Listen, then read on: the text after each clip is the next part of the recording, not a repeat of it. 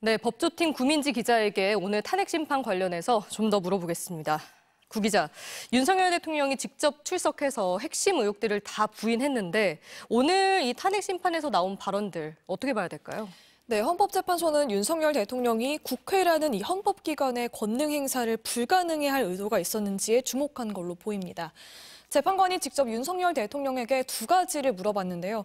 먼저 국회를 무력화시키는 이 비상입법기구의 예산을 편성하라는 쪽지를 최상목 당시 기재부 장관에게 줬는지, 그리고 국회의원을 끌어내라는 지시를 했는지 물었습니다. 윤석열 대통령은 모두 부인했고요. 계엄 포고령도 실제로 집행할 의사가 없었다고 주장했습니다.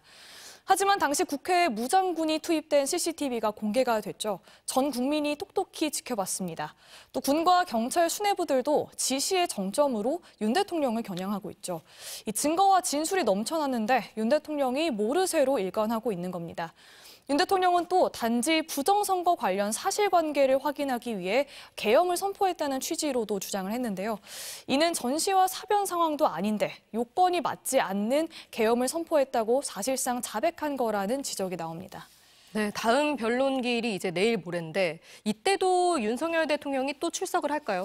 네, 윤 대통령 측은 가능하면 변론기일에 모두 출석하겠다는 입장입니다. 그런데 모레 예정된 4차 변론기일에는 김용현 전 국방장관의 증인신문이 예정돼 있습니다. 윤 대통령과 함께 내란을 주도한 혐의로 가장 먼저 구속 기소됐죠. 김 전 장관은 변론기일에 나오겠다고 했는데요. 윤 대통령까지 출석을 하면 비상계엄 이후 두 사람이 처음 만나게 됩니다.